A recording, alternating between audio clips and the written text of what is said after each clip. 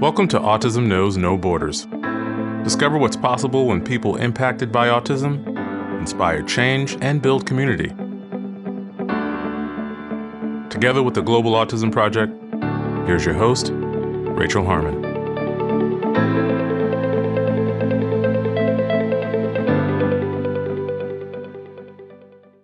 Hello, everyone. Our guest today is Lafaya Mitchell. With over 20 years of experience working with neurodiverse individuals, Lafaya is a licensed marriage and family therapist and the creator of the Lafaya Way, a relational approach that helps to build bridges for effective interactions in difficult relationships and social situations. She is also the mother of 3 children, 2 of whom are autistic.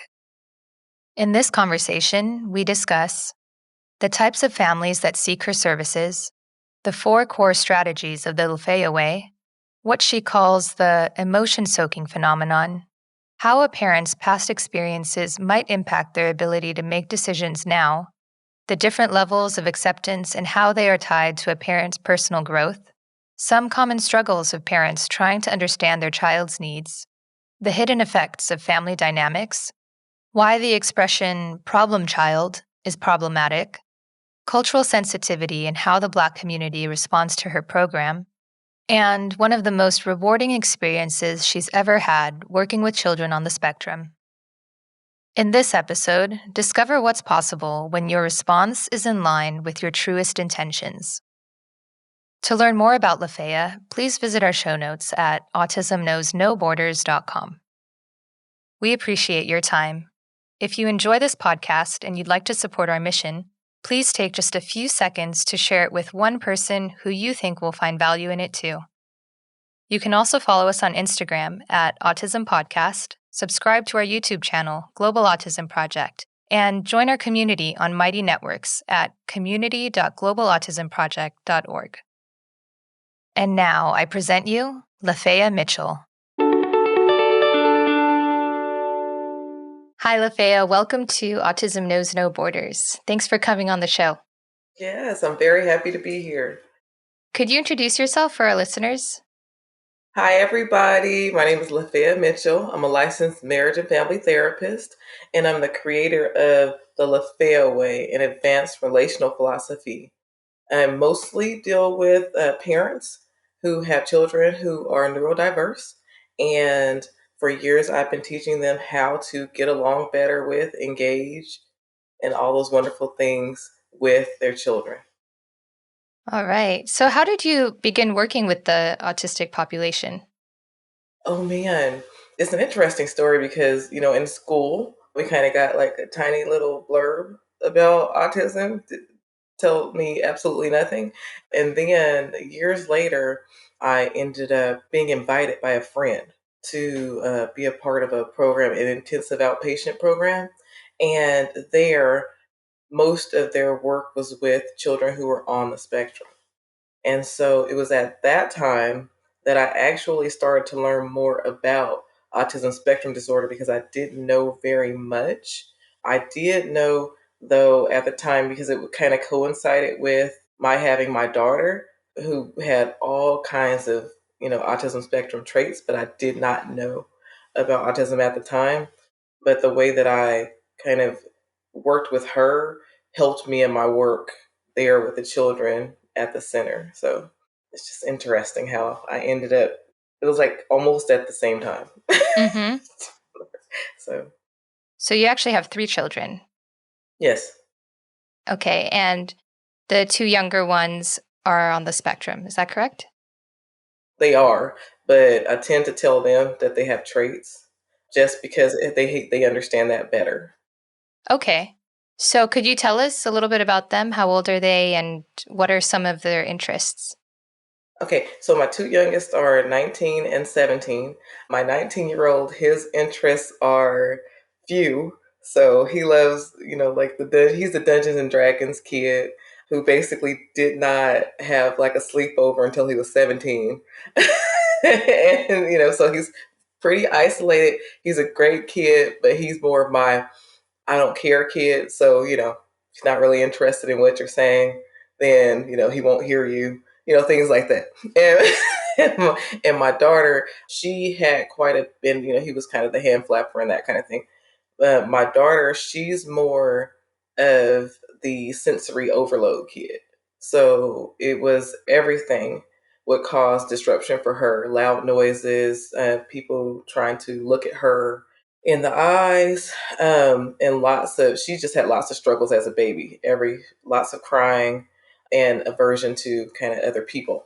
Basically, with her, I just kind of worked her slowly, with full acceptance so that we could get her so that she could take in, like the eye contact and certain noises. We kind of taught her how to verbalize the frustrations or to physically do things that would cause her to be able to self-regulate and that kind of thing. So yeah, she's kind of my sensory nightmare kid. Oh, okay. And how are they doing now? Do they live at home with you? Yes, they live at home with me and they're doing great. They both do very well. They're both highly intelligent. My son is now in college. He's going to a JC, junior college. And my daughter, she's in high school. She is a straight A student. She does very well. She's very interested in anime. She has a very restricted group of friends. She does not really like many other people. And she's just full immersion in Asian culture, like teaches herself how to write in Chinese, speak Japanese, speak Korean. She's Wow. an interesting kid and an artist. So like everything that she takes an interest in, I take an interest in so that we can empower her, through her strength areas. Mm-hmm. And what's the dynamic like between the three of them? Your oldest is a son also, right?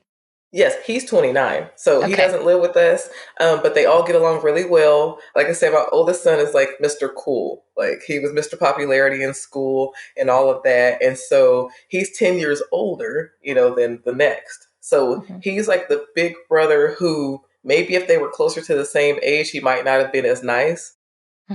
He did have some struggles, like when he was a teenager and they were, like 7 and 5, and why do they do that? And they should, kind of thing.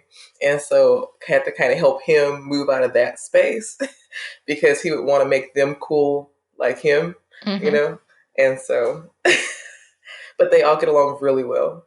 Oh, that's nice. Yeah. Well, my younger two, it's like a love-hate, like with any brother-sister. So they drive each other nuts, and they both have a tendency toward enjoying, I shouldn't say it this way, but they kind of enjoy annoying people.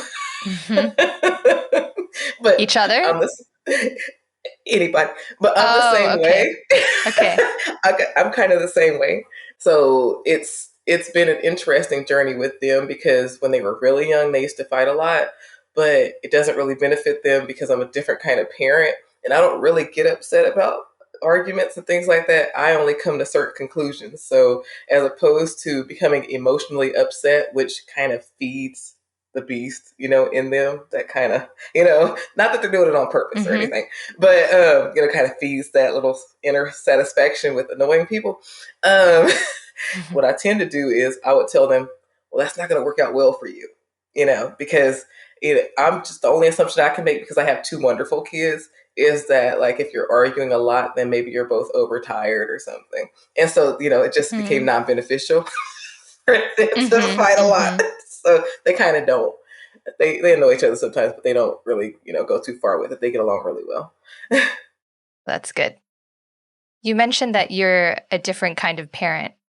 So what made you develop your approach, the Lafaya Way? Man, okay, so my approach is literally my approach. It's like I've always been a little strange, a little different.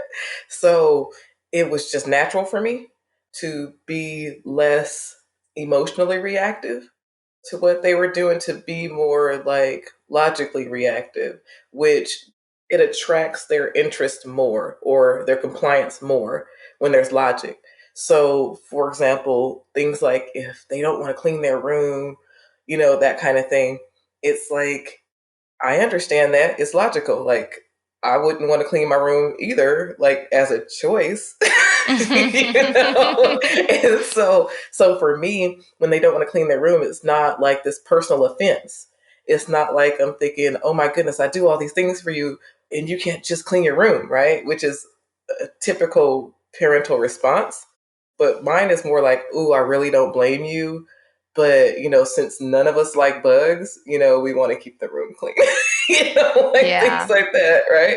And Mm-hmm. so the philosophy that I work from is more logic based. And I was extremely resistant at first to trying to make it a thing. But it was just like after a lot of years of working with parents, and they kept telling me, you have to tell other people what it is that you're doing because this actually works for our kids. And the work that I was doing was with kids who had been failing treatment for like 5-10 years. It was ridiculous, like with no results. Then it was almost like I kind of got to that last kid, and I remember her very specifically, where her dad said, "Man, she's been seeing therapists for 10 years," and she was like completely. The whole family was like immersed in like the trauma experience, right? Of just her, nobody really being able to help them or relate to her. And so it was 10 years of her suffering. And then a very short time with me, things really started to shift and change. And there were thoughts that the parents had that were inaccurate. And there was just a lot. And so then I was like, okay, you know what? I do need to share this with people because kids should not suffer for that long just because people aren't informed. Mm-hmm. Yeah. What's the profile of children that you help parents with? Well, typically, I like to say it's what people are referring to as a neurodiverse child now. So, ADHD kids, some of the reactive attachment kids, trauma kids who've had histories based in trauma, any children who are very sensitive to the feeling energies of other people. And that's especially true when you're dealing with kids who are on the autism spectrum.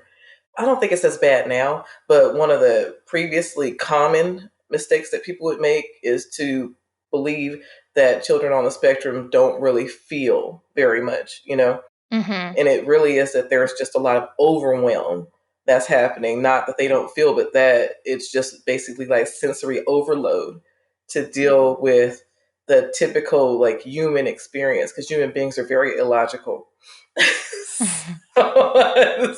I mean, they tend to be, sorry, very illogical. And so if you can get past that piece, then all of a sudden you're gaining better results because you're actually speaking to the children from a space that shows that you actually understand their experience as opposed to you're guessing based on your own experience. Right. So parents are coming to you because they are having a hard time teaching their kids something or having a hard time relating to their kids. Is that right? Having a hard time related to their kids, which oftentimes leads to, just there ends up being behavioral issues, lots of unhealthy relating, so the relationships are completely and totally damaged, and lots of devastation all over the place. So the children aren't functioning at the level that they can function. The parents know this and they're frustrated. Children are frustrated with how the parents treat them. That's typically what I get. And what ages of children do you work with? I've actually worked with children at age even going as low as 2 to 3 years old, but I tend more towards that around that age 8 because it takes a while usually to get diagnoses or to have some of the extreme behavior issues that bring parents into therapy, Mm-hmm. right? Because sometimes they don't come in when there are minor issues. They just kind of see it as non-compliance or whatever. But once it starts to cause an extreme disruption, which usually can happen anywhere, once they get to 5 or 6, you can get some extreme disruptions. How would you define those disruptive behaviors? It could be being overly argumentative, all the way down to hitting the parents. Right? You know there are so many behaviors that disrupt, and it depends on the family as well, that disrupts family functioning enough for parents to want to seek therapy. Some come in because their kids refuse to do anything that they ask them to do. Some parents come in because their children are failing in the school and they don't understand why. Refusing to do homework at home. There are a variety of reasons why they come out and seek therapy. Okay. So, Lafaya, you've published 3 books in the Lafaya Way series. And first, I want to say that I would recommend these books to any parent who wants to better understand their child because it's so easy to read and it's very relatable. The language that you use, it makes you just kind of want to keep turning the page. So I really enjoyed reading them and I would recommend them to other people who are interested. Now, I want to get into some of the details of your approach. You talk about a phenomenon that you call emotion soaking. Could you explain what you mean by that? Yes, emotion soaking is the unintentional sponging of the feeling energies of those around you. Previously, I defined it as those you're interacting with, but has evolved. So if it's those that you're interacting with, then the emotion soaking is even stronger. But you can also soak in the emotions of just those in general in the room with you. So this is why a lot of the children who do emotion soak, like children who are on the spectrum, especially with spectrum ADHD kids, reactive attachment kids, those with trauma histories, which I would say all those experience trauma just in not being understood, they will take in what's going on, the inner experiences of others. So even if someone is trying to present as calm on the outside, if they are in turmoil internally, then what I call the hypersensitive child, the child who's sensitive to the stimuli outside of them, and I always say the six senses. So we have the five senses, seeing, hearing, tasting, all those things, right? Very sensitive there, but also throw in that sixth piece, which is the inner experiences of others. Mm-hmm. They often will be overwhelmed throughout the day just from being in a classroom or being in a work environment, because you have so many bodies all around you that there's so much that you're taking in all day long. Mm-hmm. So how will understanding this help parents in interacting with their kids? It helps parents because it gives them my first things first, which is, if you do not interact with a hypersensitive child and with a calm internal experience, then you can expect that you're going to get very difficult reactions from that child, because they're going to take what's coming from you, they're going to soak that in, and sometimes it'll be multiplied in them times 10, and they won't understand that feeling energy came from you. They will believe that it's their own feeling energy, which has become now their own feeling energy, because they take it on as their own now. That's why I call it the sponging, taking it as their own. And then you will misunderstand their reaction to what it is you're saying to them. The more knowledgeable you are about what's really going on, like understanding the real truth, the better you can respond.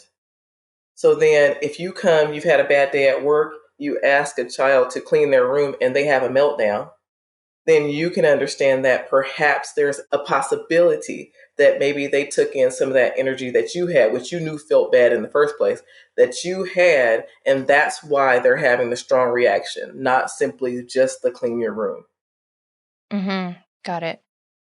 You break down your approach into two primary components, right? So there's the know yourself, which kind of ties into this, right? Like knowing your own inner turmoils, and knowing your child. Yes. So how do you guide parents to know themselves? Okay, now I've actually found a way to help them to know themselves and know their child, and understand that it's all interconnected, because we all have to be able to communicate with one another. And the way I've been able to capture it is through my core four strategy. Okay, and the core four strategy of the Lafaya Way, which now again it's evolved, I call my FUR approach, so that it's easier. I love acronyms, easier to remember. Okay. When you do that, then when you get to know yourself and know your child, when you're operating under the FUR, right? The first step is the F, find your calm, right? And with the FUR, it all works together like the ingredients to a cake. And if you treat it that way, then you'll know all the ingredients have to be involved. You're constantly stirring, right? Mm-hmm. In order to make this work. If you're missing any of the key ingredients, then you'll end up with something not tasty or ugly or not lovely.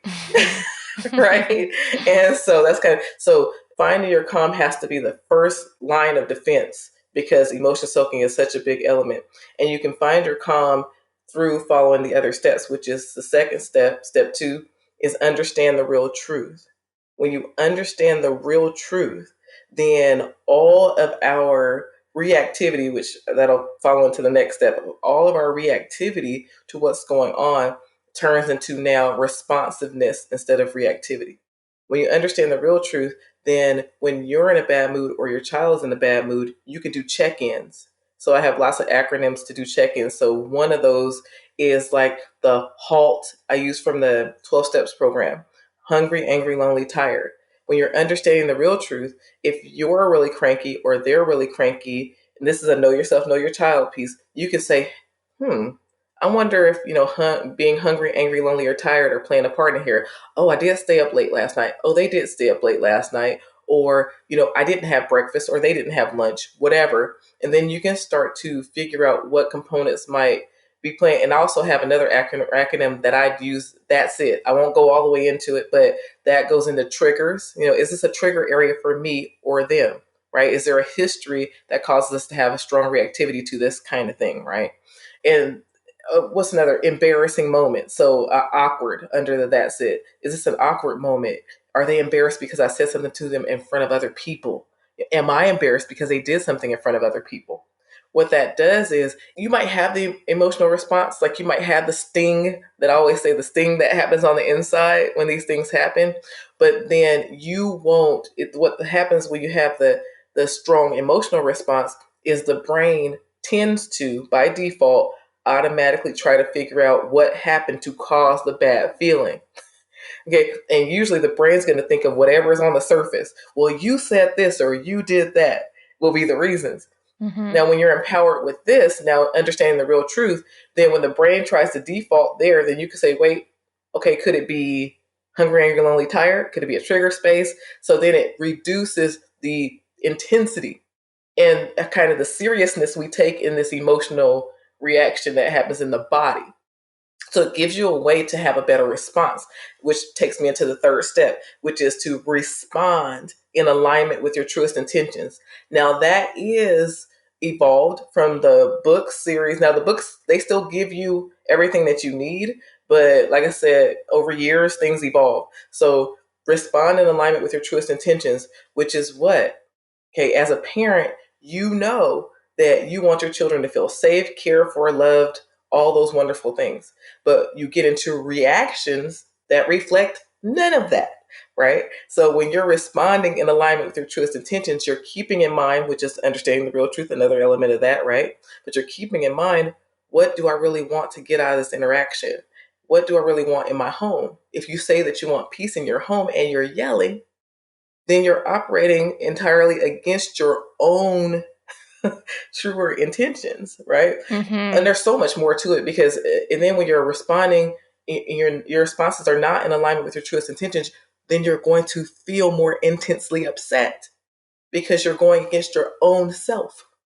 It's like guilty in a way. Yes. Respond in alignment with your truest intentions. And then the last is what I call my 3 R's. Because that's why I say fur is like a long R. Okay. with a long R. But what I call my 3 R's, and people always tell me, that's 6 steps. I'm like, nope, it's 4 steps and 3 R's go together. Sneaking in those extra steps, yeah. And then that last piece, the 3 R's are what keeps the longevity. So now you're finding your calm, so you're reducing the effects of emotion soaking. You're understanding the real truth, which helps you to find your calm and respond in alignment with your truest intentions. You're responding in alignment with your truest intentions. And then to keep those in place, then the first in my 3 R's is recognize the small step improvements, because it's not going to go from 1 to 100, right? This is going to happen in small steps. If you recognize those small steps, this is what will start to insert the hope that you need in order to keep going with what it is you're doing. Mm-hmm. When you recognize the small steps, then the second R is to reinforce them highly. Okay, so when you recognize a small step improvement, reinforce them highly. So if your kid would melt down for 2 hours before, and that meltdown it kind of moved down to now because now you're having better reactions or better responses to them.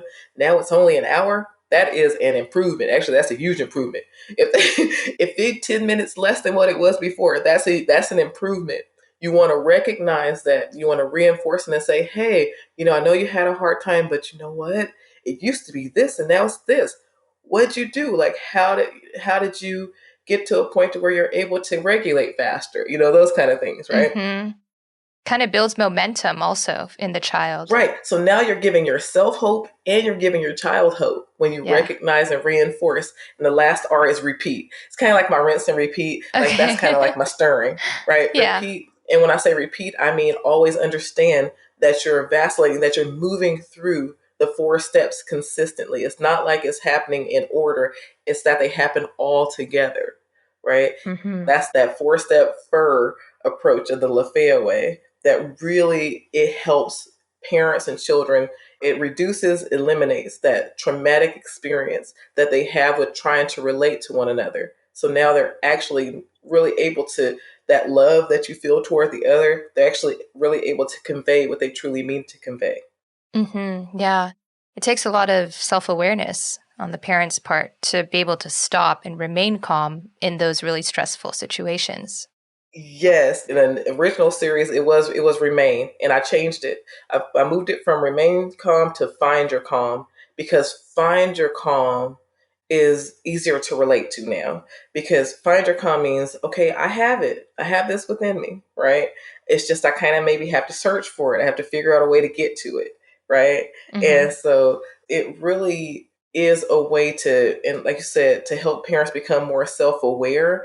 My goal is to help people to become truer to themselves ultimately. And when they're truer to themselves, then they're able to relate in the way that they truly want to with their children. Yeah. And you also talk about how a parent's past experiences might impact their ability to make decisions now. Could you talk a little bit about that? Yes, now that comes in along with the understanding the real truth. Okay. So past experiences is so very important to recognize how the things that you have gone through in your life, like for example, if you've ever felt bullied by your own parents or other people out there, if you have children who are defiant or what people call defiant, which I don't love that word, but who, don't do what it is you say, that may trigger in you some of that old feeling of having been disrespected or bullied or mistreated or whatever, and it's going to cause your reactivity to be at a higher level. So people have to understand when there's strong emotional reactivity, that has far more to do with what your experiences have been in this life than it does with the thing that's happening right there in the moment.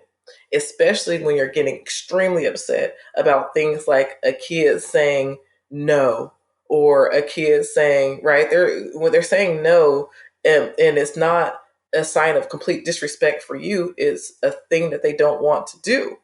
Mm-hmm. And Yeah. or if they don't comply when you ask them to do something, a lot of parents see that as disrespect or they shoulds and all that kind of stuff, and all that's based in your past experiences, not in that strong emotional reactivity that you're having to it. It doesn't serve you because the kid can't come along with you when you're telling them that they don't clean their rooms, so this means they don't care about anybody else or they don't appreciate anything you've done for them. Then you're illogical now to that child, so now they cannot trust you and your opinion about things. Yeah. Right, which creates now a situation where they don't take you seriously because you don't know what you're talking about. And with kids, you definitely want it to feel like you know what you're talking about. Right. And especially with some neurodiverse kids who think in very concrete ways and need things to make sense to them. When you're adding a story or adding a meaning to the situation, it's not helping them understand it. Like, not at all. This feeling of being disrespected or feeling that they're trying to manipulate you or something, that's all something that you're adding to the situation. Yes, yes.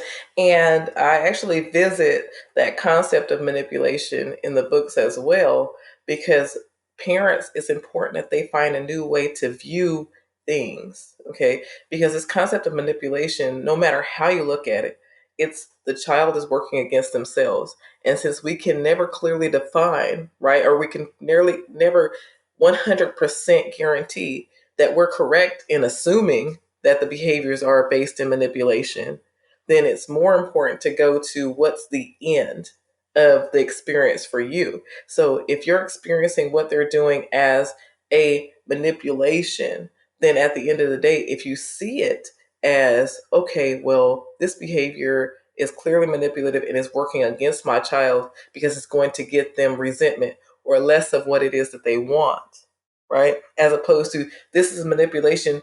They must think that I'm stupid and now I'm upset because they're offensive to me, right? Mm-hmm. Right? But you go the other way, which is more solutions focused.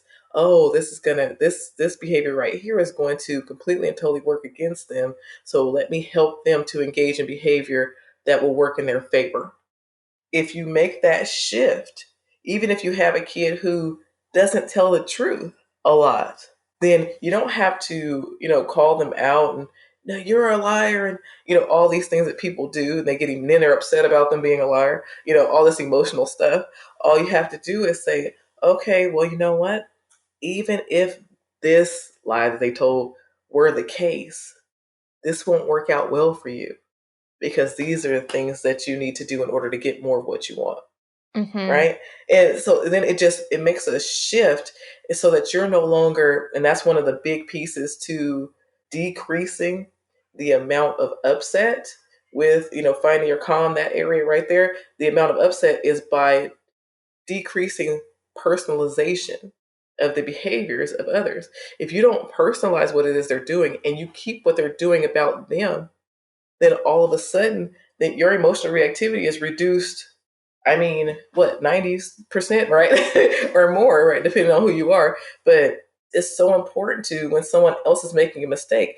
And when I say this is an advanced relational philosophy, I mean, it works great, especially, for neurodiverse people, period. So, and I know that I've written this, for parents and all that, but now this has grown again. It's expanded now to be relationship, period. So we're doing this in staff developments. We're doing this with couples and all of that. But if someone is doing something that is upsetting to you and you love them and they love you, then you have to start recognizing it as them working against themselves. Okay, I know that you love me, right? You will tell me that you love me on a good day. Like, sometimes as certain kids, you're not going to get that, but that's the truth when it's a good day.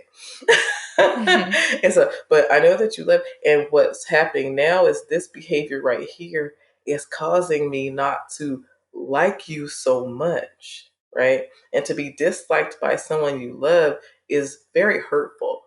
And even if they don't recognize it in the moment, who cares? Oh, I don't care about how other people feel. And then it's, oh, I'm really sad because no one likes me. Okay. Go by, what their ultimate reaction is going to be to not being liked, as opposed to the words that are coming out of their mouths, right? At the time. But when you recognize that they're working against themselves, what that does is it helps to kick in that protectiveness, like especially for parents.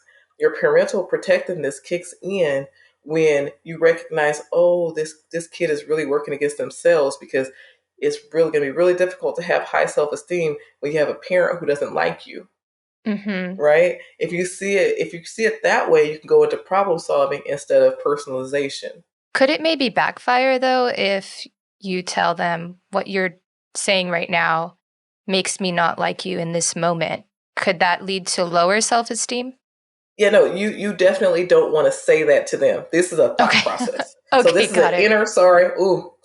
This is an inner process for a parent to go through so that when they do address the child, they can tell them, hey, this is not really going to work in your favor because it's going to get you less of what you want. And I'd like to be with you and get you more of what you want. So for example, when they won't clean their room, right? Mm-hmm. You've asked them to clean their room and it's work, the concept is, you work before you play. I know that sucks, right? Like I understand that sucks, but that's how the world works. And I would be a terrible, terrible parent if I taught you otherwise, right? So work before play. And so they don't clean their room. So, and they love video games, whatever, then it's like, oh my goodness, okay, look, parents who set good boundaries, they will have the video game play come after the work is done. That's just the smartest way to do it. That's the best way to avoid having the same problem every day. Mm-hmm. Our parents don't do that, but be a smart thing to do. But you tell them, hey, it has to, the way it works in the world is work before play. I know that you know that, and it kind of sucks, but it's the way it works. So I have to teach that in the household. So I need the chores to be done before you'll have access to your game.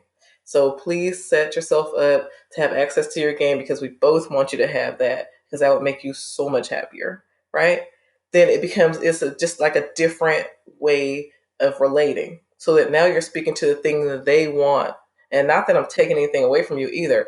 It's just this happens before this. So that's very concrete, very logical, instead of emotional. Yeah. And it's also guiding parents to be more empathetic with their children too. Like that language of, I know this sucks, but this is what we have to do right now. So kind of meeting them at that level instead of just dismissing it and coming from an authoritative point of view. Yes, it's an I'm on your side approach. We can't expect, see, a lot of times, that's why I say a lot of families it's almost like they have PTSD, like there's true trauma that's happened here, right? It's because it feels like they were at war, like they're not on the same side. This language brings you into a space where it's like, hey, we're on each other's side. Because if you're on their side, they're going to be more inclined to be on your side. Mm-hmm. Right. And Lafayette, you also talk about the different levels of acceptance. And we know that it's important for neurodiverse kids to feel accepted, especially by their parents, to help improve that self-esteem and know that there's nothing wrong with them, that they're not bad kids. So could you break down those 3 levels of acceptance and walk us through the differences between them? Yes. Now, before I get into that, 3 levels of acceptance I brought in because I brought in the concept of idealizing the false child. So you're expecting the neurotypical child, and that's not what you get. So now you have to grieve the idealized child and accept and learn how to live with the child that you have, right? Because there's so much, and I can't say this enough. Too many parents out there comparing kids to other kids, or even themselves when they were kids, and all of this. We want all of this to go away because your child cannot be someone they're not. That's one, and they're perfectly wonderful as they are. And now it becomes your job to pull out their strengths, not expect that they have the strengths of others, right? And so that's just one. But okay, but the 3 levels of acceptance, once you go through your grieving process, which if you guys just look it up, I'm not going to go over the whole thing, but DABDA. Okay, it's denial, anger, bargaining, depression, and acceptance, right? And now we're going over acceptance, and I broke that down into 3 levels. There's like what I call slight acceptance first. And this area, when you're in slight acceptance, then you're like, now you're moving out of that space of denial, of trying to understand your child as a different child, those kind of things. So that's getting into the slight acceptance, right? The partial acceptance is now you have eliminated from your language like comparisons to other children. That's when you've entered in a partial acceptance. Why can't you just those kind of go away. Yeah. Right? It's not a why. Now it's no longer why can't you just, it's just okay, well, this behavior here is not going to cause success for you. So how do we create the bridge to get you into behavior that will help cause you to be successful? That's partial acceptance. Full acceptance is now you're no longer judging anything. And full acceptance takes for you to fully accept self first. This is me getting into now, you have to do some serious self actualization work to get to full acceptance, because a larger portion of our judgment towards others it starts with self. If we're easier on ourselves, we're not judgmental, we're willing to give ourselves those, that forgiveness and that next time and room to make mistakes. And actually, you guys, I get into weird spaces, so words bother me sometimes. But mistakes, I don't feel like there are any, because I feel like we all have an opportunity to learn something. And I know that seems flighty or whatever, but I don't care, Because if you see a so-called mistake, which is supposed to be something negative, right, as something to learn from, and you learn a little bit and you do a little better the next time because you learned the bit you needed to, then it becomes a wonderful thing. Like it becomes a stepping stone as opposed to something, a drawback, right? Mm-hmm. But anyway, said you have to do that work for self first. And then once you are full of that for yourself, then it will pour out of you towards others. So full acceptance requires like some serious personal growth work and never telling yourself, like never losing your keys and calling yourself all kinds of names because you lost your keys or, doing those kind of things. And then when you see others that are headed down a road that is going to cause them to be unhappy, then you will be more in the space of, hey, okay, so this right here didn't work out very well for you. How about we try it this way next time? Mm-hmm. But again, that requires a lot of work. Yeah. Right. Well, what are some common struggles that you see with parents in trying to understand their child's needs? Oh man, common struggles. I think one of the biggest common struggles is you're trying to draw from your experiences to understand their experience, as opposed to understanding their experiences as belonging to them.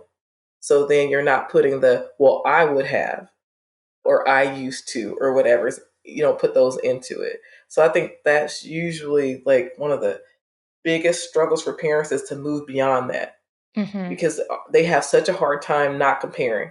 Like that is like one of the toughest things. And then I would say that probably common struggle number two is even dealing with the concept, because that's why I make it my first concept, because it's the most difficult concept. Find your calm.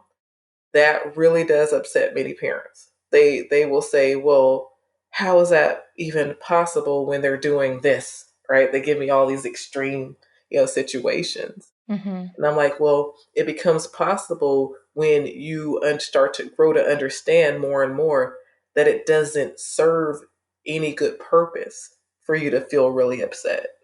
Yeah. Not that it's going to, you're going to become a robot and not feel. It's just that I'm saying that now that you felt something, I want you to find your calm so that you can create a situation where you are actually impactful now when you interact with the other person. Because now you're in a space of, oh my goodness, okay, I want now your truest intentions, right? I want what's best for them, and this is not going to bring the best for them. Mm-hmm. So that find your calm piece just really irritates people quite often. So they're like, well, but doesn't that mean I'm letting them get away with it? So I really think kind of growing into the entire concept that I'm trying to give requires some work, because they're like, but I'm justified in how I feel. But does this justification serve you? And is it truly justified if it doesn't serve you? Because ultimately you're looking to get your needs met and you're working against getting your own needs met by your reactions. Yeah. And in the moment, it also requires a lot of perspective taking and putting yourself in your kid's shoes. So Yes. this leads to my next question, which, in your first book, you describe a situation with a young boy and a blue tunnel. And you talk about that as actually being one of the most rewarding experiences you've ever had working with children on the spectrum. So could you share that story with us? Oh man, I love Blue Tunnel Way. He was actually the first child I've ever worked with on the spectrum. Like he was one of the first cases given to me by the intensive outpatient program. He was completely nonverbal, non-responsive to things happening outside of himself, mostly in his own world, basically, as they say. And at that time, I started to try to really research, because I'm like, I wasn't taught in school how to deal with this at all. So, and I like to do a good job. So I started to do a lot of research, and a lot of the research that I found out there, I was like, this is not going to help him. And so I was like, I don't know what to do now at this point. And so instincts kind of kicked in with him, and I understood him. So he would take this blue tunnel, and every time I would try to talk to him, he would pick it up and put it over his head, like over his head and a portion of his like shoulders and stuff. Right, he fit inside this little, it's like a little flexi blue tunnel. And I was like, oh my goodness. And then I would come in and I'm like, man, you don't want to talk to me. That's all, I'm sitting there thinking, he doesn't want to talk to me. And I was like, and I don't blame him because most of the time I don't want to talk to people either. He's just more honest, right? He's just more honest about it. And so then one day I was like almost at my wit's end. I was like, I don't know what to do with this kid. And I was talking to him, put the tunnel over his head again. He threw the tunnel down. I looked down at the tunnel. Instincts told me, pick it up and see what it's like in there for him, right? Like, why don't you check it out? So I put the tunnel over my own head and I looked around and I was like, I can see why you like it in here. It drowns out sound. You can't see me. I can't see you. All you see is blue, right? And I'm sitting here like engaged in being interested in why he was interested in the tunnel. And then, of course, I realized, okay, Lafayette, you're in the office with a little 7-year-old and he's not being monitored because you have a tunnel over your head. so I pulled the tunnel down. And when I pulled the tunnel down for the first time ever, he was looking at me. And he was looking at me like, crazy lady, what are you doing? But, he was looking at me. And so he was looking at me and I was like, whoa. And I was like, oh, heck no. First instinct. Oh, heck no. If I don't get to look at you, you don't get to look at me. And I pull the tunnel back up. And then when I pulled it back down, this time he had the slightest smile in his eyes. Like, what is this crazy lady doing? But he was looking at me. And then it just turned into this like weird little game of peekaboo with this. But it was so funny because after I did that, it opened something up to where now, and it's slowly but surely, I'm not saying it happened in a day, but slowly but surely, and it didn't take much time, he was allowing me to play next to him at first. Because at first he would just move wherever, if I was there, he was moving, right? But then he would be playing with something and I would sit next to him, or a couple of things, he would take one of them and throw it at me, basically. And I would start playing with it like, oh, okay, oh, you gave me something to play with? Yay, I'm excited now. And then it slowly, but it moved into then cooperative play where we would play whatever he wanted to play. And then it grew to where then it was we would play what he wanted to play, then he would play what I wanted to play. And then we'd take turns and it kind of grew. And within it took less than 6 months, he was starting to speak. He was starting to now talk to other people. He was starting to engage with his mom. He was engaging at school. The teacher went crazy the day that one of the children on the playground fell, and he walked over to the child and asked him, "Are you okay?" and helped them up. The teacher went ballistic. Like, what? What happened? What's going on? All this. And it just, it really was just kind of entering into his world and then him taking an interest in entering into mine, which led to now it kind of created the bridge for him to interact with others. So most rewarding work. Yeah, I love that story. And it's a good reminder for a lot of professionals out there who are struggling with these so-called hard to engage with kids. Like I get asked these questions a lot too. Like I have no idea how to connect with him. He just doesn't like anything. There's nothing reinforcing in the room. It's like, well, you have to be a little bit more creative. Watch what he's interested in, meet him at his level, find his strengths and build on that.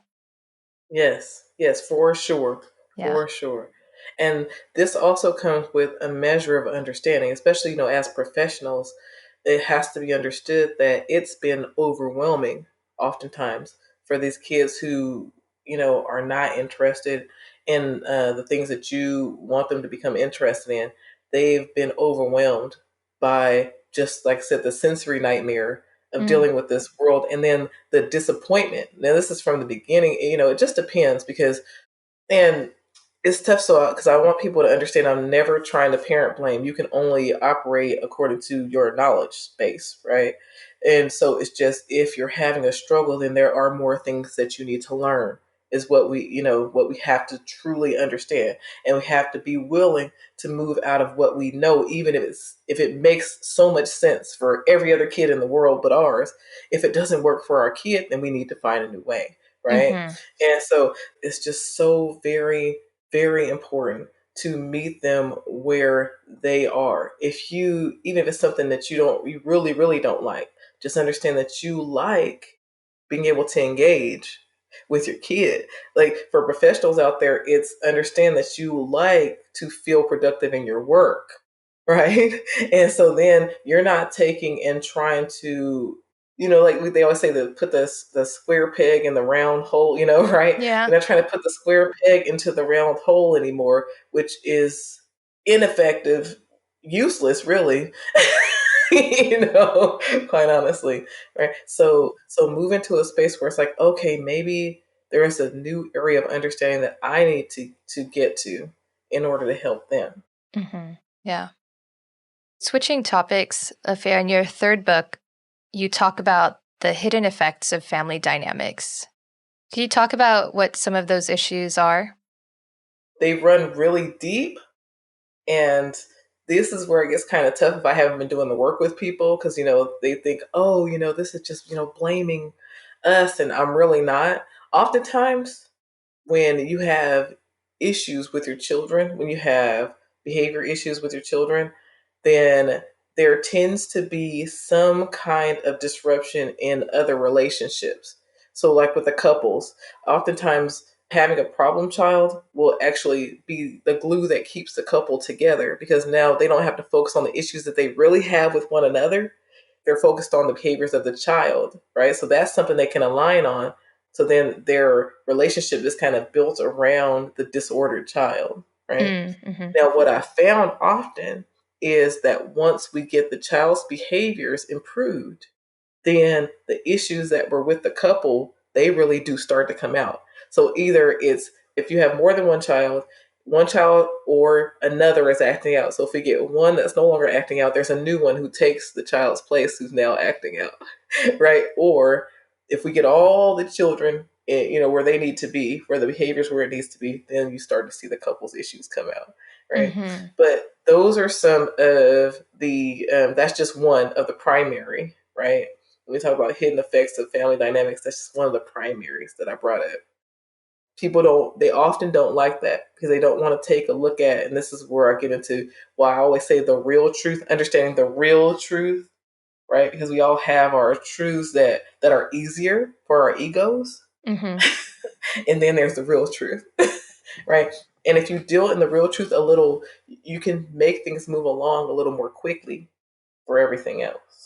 So, as a marriage and family therapist, do you also help the couples in their own problems, or do you? Oh yeah, oh yeah, Okay. oh yeah. I have to. I don't have a choice when I work with. It's never that I work with a problem child. I work with the entire unit, and sometimes it's beyond the unit and the support system outside of it, because or if there is no support system, then we have to create one, of course. But I work with siblings. I work with the parents in their couple situation.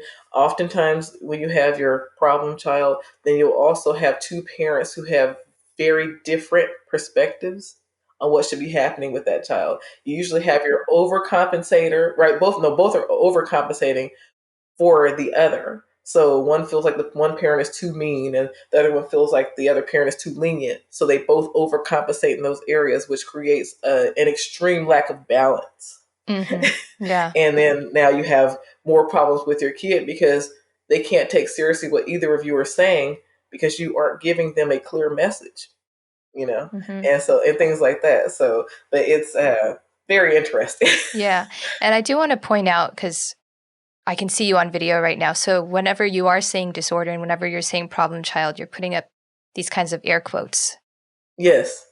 Yeah. Yes, because those words, they annoy me, Mm-hmm. because oftentimes you don't have a problem child if you're not a problem yourself. I don't mean to, like I said, I never mean to parent blame, but I'm saying that we can always take a look at, actually, we always have to take a look at our part in the interactions. If we don't take a look at our part, our individual parts in the interaction, and we're always looking at what the other's doing outside of us, right?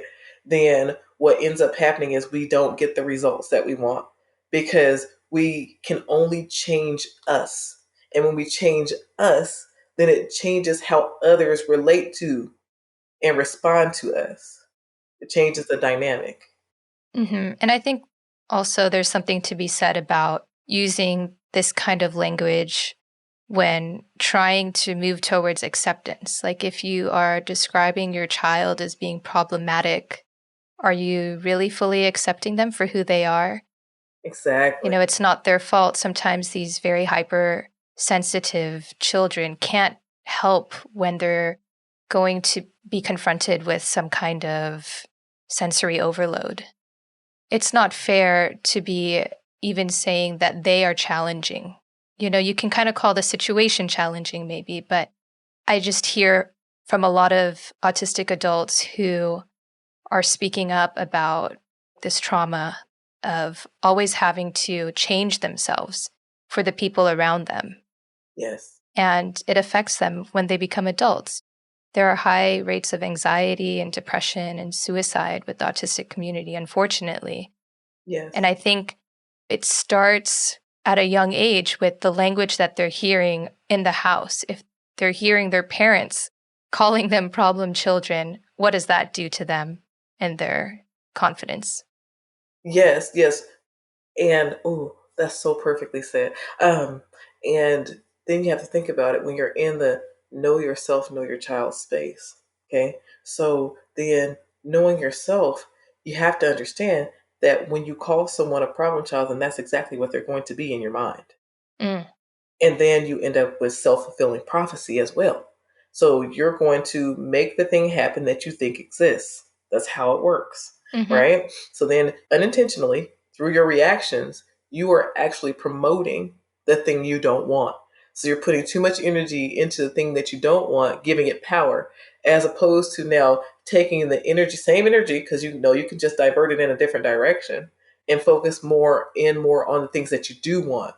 So, like I said earlier, I have two great children. So remember, I said that earlier about my two youngest. They would argue a lot, and so my response to them would be, "Oh, I have two beautiful children, two great children." So the only assumption I can make is that if you're over arguing, is that you might be overtired or there's something else going on with you.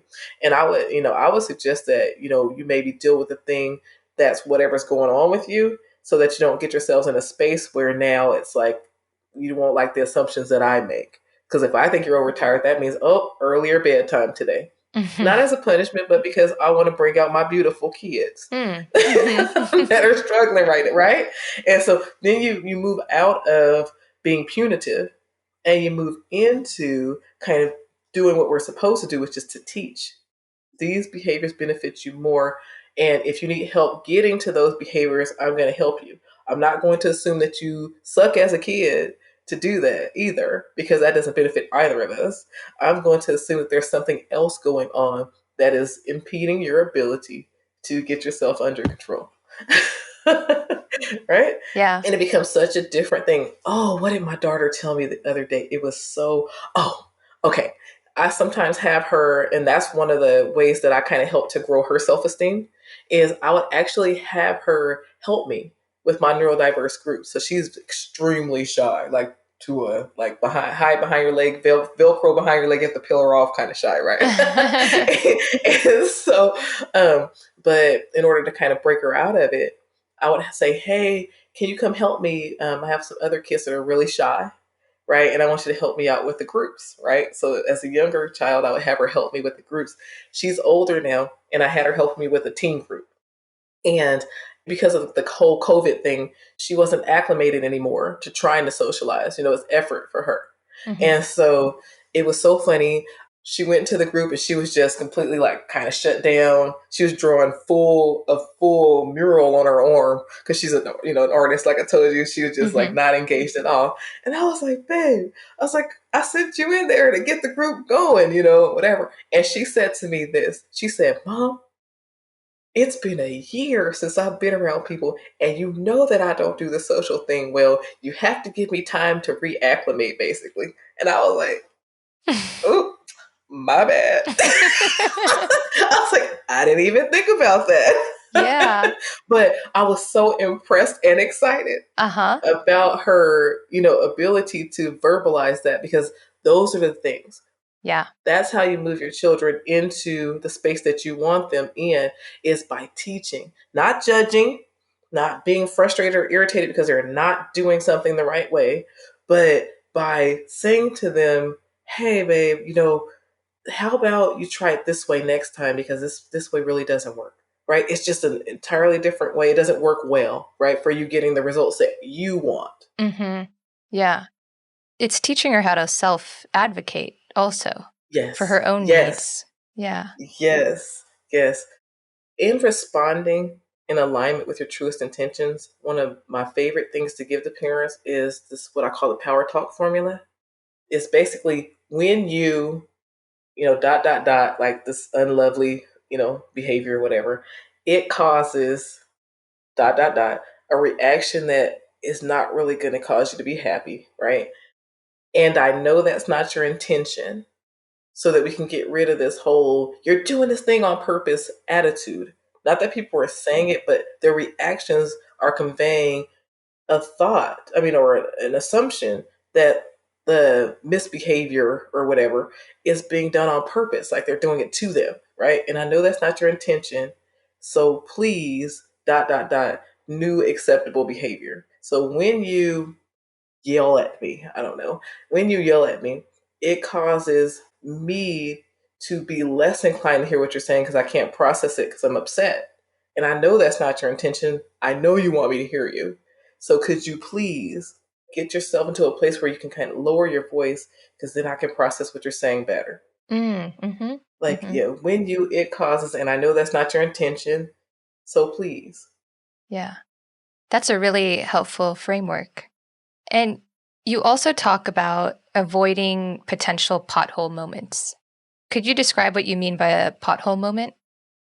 I want to say, like, probably biggest pothole moments come from personalization, first of all.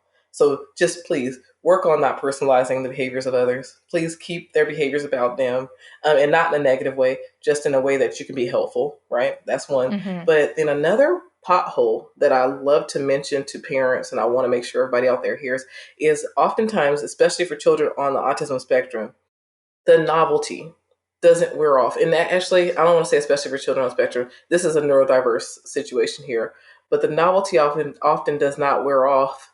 So if there's a situation where something happened negatively, hey, like they tried a new food and it made them feel sick, for example, right? Then the idea of trying a new food, even if it's a different food than what they tried in the first place, can potentially be very upsetting to them because they will feel as if trying new foods is the problem, right? They will feel like now I'm going to get sick if I try this new food because that's what happened before, right? So then their emotional reaction to being asked can be very high because they're feeling what they felt back the first time when they tried the food that was gross to them. Mm-hmm. But then this can go the same for arguments. So if before it was a big fight to have them do their chores, for example, then even if you've improved the way you approach them about it, like now you have the languaging down, it's improved, right?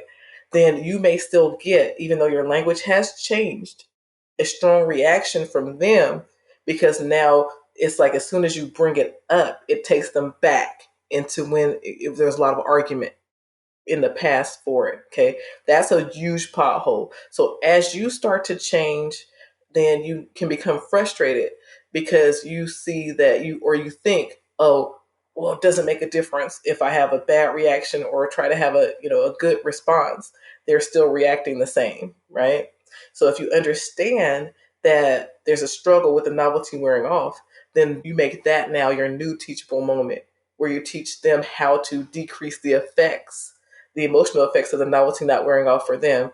Okay, even if the and languaging would be like, I know that this was an extremely tough time before. Like I would yell at you before, or I would, speak to you in, very upsetting tones, before about cleaning your room. I'm really trying to make changes with that. So if you could please just recognize that sometimes you have a hard time with, letting go of how it worked in the past. I really, really appreciate it if you noticed that I was trying, kind of thing. Yeah. Then it really does, or you really hated it when I yelled before. I'm trying so hard because you hate it when I yelled to say it in a different way to you. if you could help me out just a little bit, I really appreciate it because I'm trying to do better for you, kind of thing, then that helps too, you know? Yeah. I like the name, the Pothole Moment. And, we have a pretty wide audience that's international. So I'd just like to explain what a pothole is for some people who might not know, right? And I think it's a really good analogy because you have this paved road, right? So it's like you've established this relationship with your child through hard work. And then all of a sudden, there's a bump in the road, and a pothole is kind of like a hole caused by, some kind of overuse of tires or like rain, heavy rain. And so Yeah, just some form of damage. Yes. damage, right? And so then the car feels it when it goes over the pavement. It's like a kind of jolt. It's not as smooth anymore. So it's kind of like Yes. that in that interaction. Yes. And the deeper the pothole, the more damage that can be done to the tires, to the vehicle. So then you might even find yourself stalled because you hit a big enough pothole, right? Right. So yeah, the analogy is I love the analogy because it sets you up to when you do have a bumpy moment that you're able to recognize it as such. So then you're like, oh shoot, okay, that was a pothole moment. Okay, now how much, and this is it because this gives us power now. How much damage am I going to allow that to have inflicted, on our vehicle? Are we going to be able to keep moving through this and get back to smooth road, right? Or are we going to be stuck in this pothole? Right. Yeah. So, Lafaya, you work with so many families, and I'm wondering how you practice cultural sensitivity with the different people that you work with and the different environments that they might live in. Okay, so the thing that I've learned in the work that I do is that because it's about relationship, it really is successful across cultures because it really is getting to the now you're interacting with another human being in a way that respects how they function. So it built in it, the philosophy itself is the epitome of cultural sensitivity because now you're not dealing with a person based on your beliefs, how you've been acculturated. You're dealing with them based in how they relate. So you're learning how they relate so that you can relate to them where they are instead of where you think they should be. So I believe that it's like the epitome. Yeah, that makes sense. That's why I've been able to kind of take this and move it again beyond just parenting now into like staff development and that kind of thing because we're addressing those areas just by nature of how we're responding to others now and that with that non-judgmental attitude. Do you see a difference across cultures, like specifically with the Black community, in how traditional parenting is and maybe how they respond to your approach? There's a few groups that I work with now, but I work with groups that they're working in intergenerational trauma, and the intergenerational trauma is more of the Black experience, at least where I'm working, and they respond extremely well to my philosophy, and that's been kind of a very high point for me because I was nervous because I know how some of the Black community could be like, they don't need therapy, they need church, and different stuff like that, right? And not so I'm not trying to be, whatever, not trying to be rude, but I know how my community works, and it's been very well embraced. As a matter of fact, about 30 minutes from now, I will be at the program, the intergenerational program that I work with kids who have gang affiliations and all those kind of things, who grew up in very, very poor neighborhoods, very, tough experience for these kids. And we are working on cop and community relations. They're sitting in the room together with us to speak to officers to learn how to get along better and teach the officers how to get along better with them. And they listen. And I'll tell you, the Lafaya Way is quite effective, and the kids even bring it up.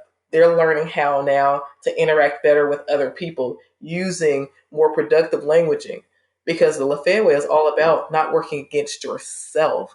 So if you hate the results that you've been getting, you hate getting into trouble, you hate all these things, then let's teach you a way to get more of what you want instead of more of what you don't want. Yeah. So, yes. All right, Lafaya. I'd like to close with one last question. I mean, this has kind of been our whole conversation, but if you could just give one piece of advice to parents who are struggling to connect with their children, what would you say? I would say that the best way to connect is to start where they are, is to really take an interest in what they're interested in. And quite honestly, to make that valid and important. So my biggest piece is, if you can validate their experience, then they will be more inclined to validate yours. All right. How can people learn more about you? Now, to learn more about me, you can find me through the Lafaya Way everywhere. So if you go to lafayaway.com, first of all, you'll find everything it is that I do there. I have my YouTube channel. You can go to youtube.com/LafayaWay. You find me. Instagram, you find me under Lafaya_Way. Facebook, you find me Lafaya Way. If you search Lafaya Way, you can find me. Well, thank you so much for sharing your expertise with us. This has been a really valuable conversation, and I hope many parents can apply these strategies when working with their kids, and professionals too. Like, as you were talking, I was like, oh, I could even do that, like with my friends, like just any relationship that I have. So it's very widely applicable. Yes. Yeah. I'm excited about it. So, and for parents out there who are maybe looking to gain better responses from their children, I do have programs for you. We have our Parents Empowering Parents program. I am respectful of the fact that the parent is the expert. The parents are the experts. They're never missing it by a mile. My job is to teach them is to inch them in the direction that they truly mean to go in the work that I do. Right. Well, keep up everything that you're doing. It's so important for the communities that you're serving. Thank you. Thank you so much for having me. Thanks for tuning in to Autism Knows No Borders. Lafaya advises parents to meet their children where they are, encouraging them to live their honest truth. I would take it a step further and suggest that this approach can work for anyone hoping to connect with others in a healthy way. We're all looking for validation of some sort. If we relate to each other without judgment, we may discover that we actually have the same goal. Like Lafaya, are you a family member hoping to support and empower your loved one? Are you a professional seeking to hear directly from autistic voices and improve your practice? Are you a self-advocate willing to share your story and educate others? Whatever your role related to autism is, you can join our global autism community to connect and collaborate with people all over the world. Sign up today at community.globalautismproject.org. Let's work together to transform how the world relates to autism. Thanks for listening. Take care. Tune in each week for engaging conversations of how people across the globe are inspiring change and building community. You've been listening to Autism Knows No Borders, brought to you by the Global Autism Project. You can find Rachel's notes for this episode and learn more about today's guests at autismknowsnoborders.com. If you enjoyed this episode, please subscribe to the show on iTunes or wherever you get your podcasts. By doing so, you'll be helping us increase awareness and acceptance of autism around the world.